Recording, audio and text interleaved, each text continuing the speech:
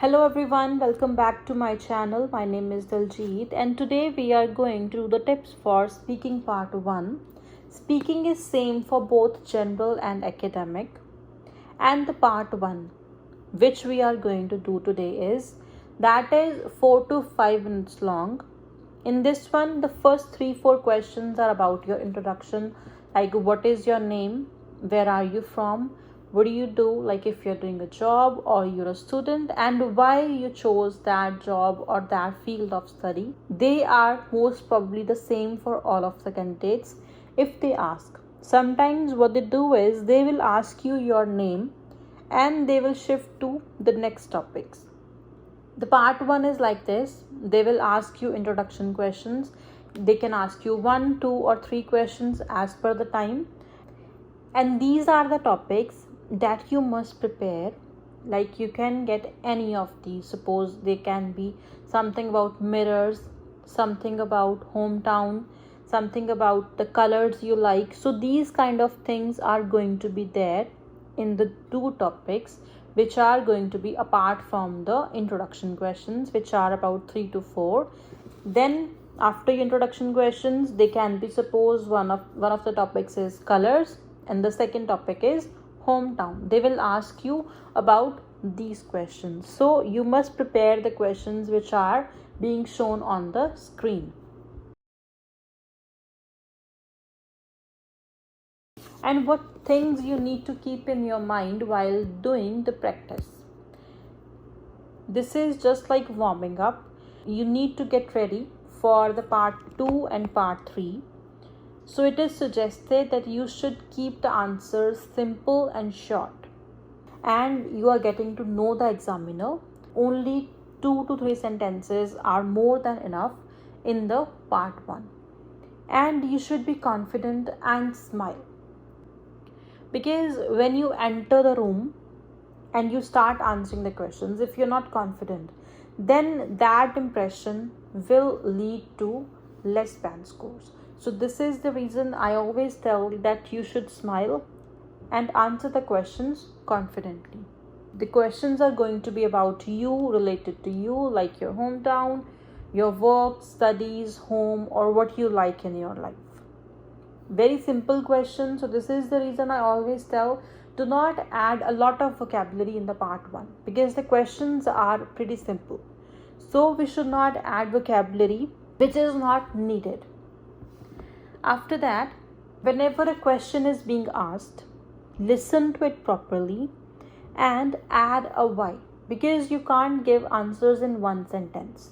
Suppose they're asking you about your favorite room. You can't say my favorite room is my bedroom. Add more detail. So this is the reason I always tell the students to add a why. Like, which is your favorite room? Add a why yourself, that why is that your favorite room? So this is how you should answer. After telling the favorite room, you should answer why you like that room. You can say my bedroom is my favorite because I have all the things which I need and I have designed it as per my liking. So you are adding on the detail. You're not going out of the topic. You are still on the topic, but you are adding detail so that the examiner can come to know about your command on this language.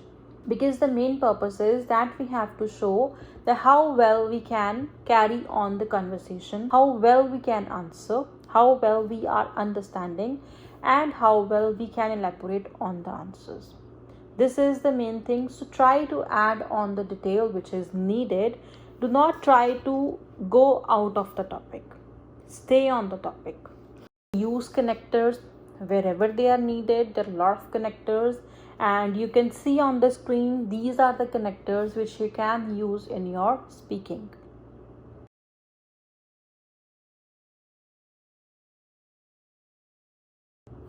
Next is you should use idioms. Idiomatic expressions are must because this is an informal test. So you should be using this kind of language. Try to add some idioms like burning midnight oil, every cloud has a silver lining, because these type of things, these type of idioms can be used easily. They fit in easily So you must try to learn some of them which you can use in your speaking without making mistakes, because you have to learn them. You should use them while you are doing practice. Try to use them regularly so that you do not commit any kind of mistake related to your idioms. And then when you are listening to the question, try to add synonyms. Like, do not repeat the question. Whatever is being asked, do not repeat it. Try to add synonyms. Try to use the word so that you can avoid repetition. Repetition is something which leads to lower band score. So always learn synonyms of the basic words which you feel are being repeated in your speaking. You have to be confident throughout the test. Try to be friendly and smile. You have to use proper language but in a friendly way. You can smile. You can add examples. Suppose there is any question and you do not know proper answer for that. You can try adding examples, because it is about the way you present the things in front of the examiner. So try to add examples also. You can add examples. There is no such issue in adding examples. Suppose if they're asking you about a car journey, there if you do not know how to answer, you can tell about a car journey that you already had. Like what things you can do. You can always add examples to simplify it for yourself. Like when you are adding examples, you will have a lot more to speak.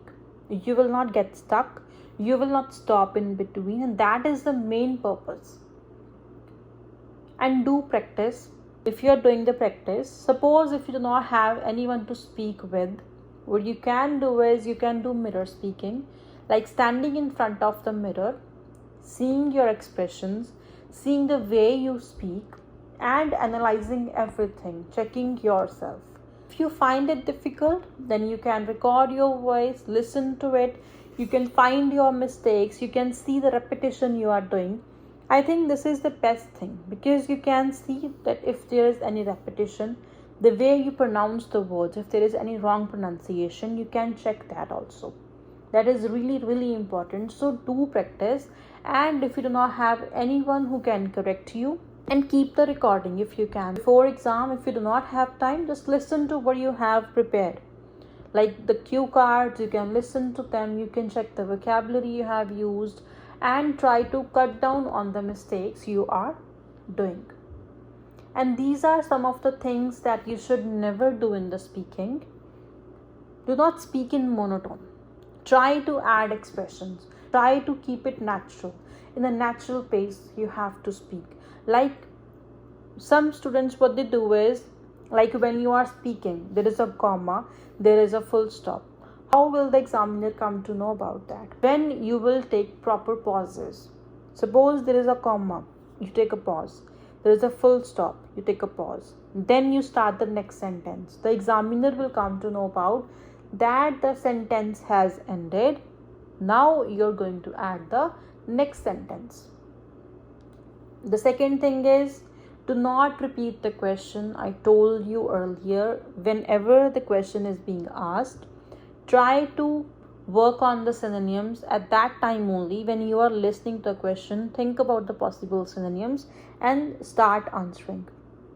The next thing is, do not give small answers. Small answers should not be given.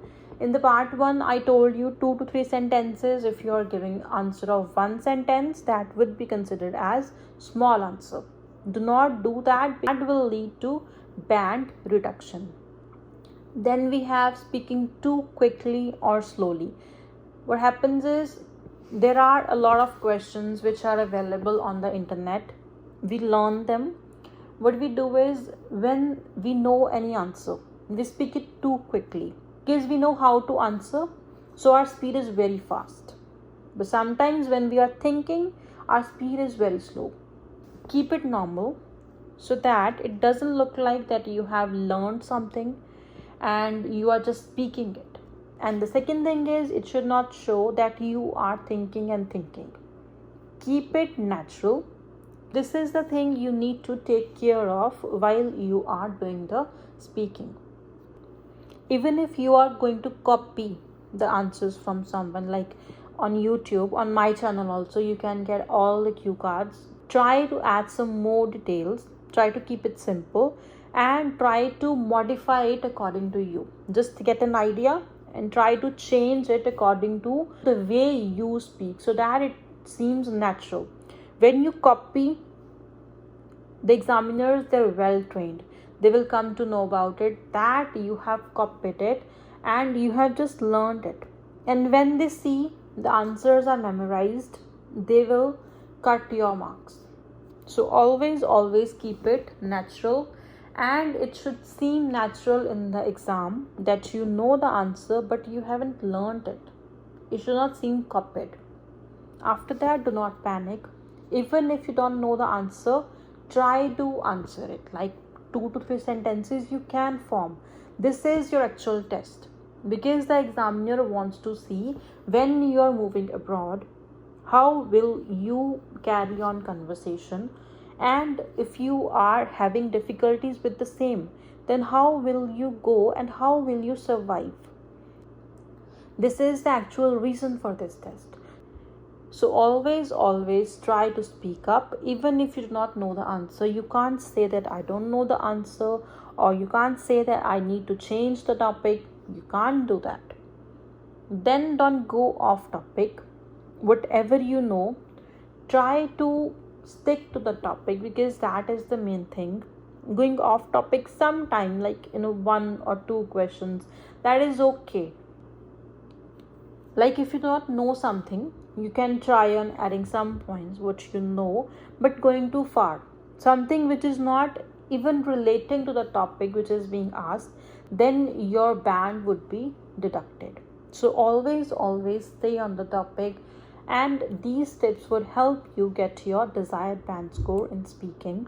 In the upcoming videos, I'll upload the sample answers for the speaking part 1. So stay tuned for that, and do subscribe to the channel so that whenever I am uploading the new videos, you can come to know about it. There is my Facebook, Instagram, and my group on Telegram. You can like and follow my Facebook and Instagram pages. They are on the same name, IELTS with Deejay, and my number is there on the screen. If you want, you can get added in the WhatsApp groups as well, and there is one group on Telegram as well. You can join them. And if you want to join my WhatsApp groups, WhatsApp on the number which is being shown on the screen. If you have any questions or doubts, let me know in the comment section. And if you found this video useful, kindly like, comment, share and subscribe. Thank you so much.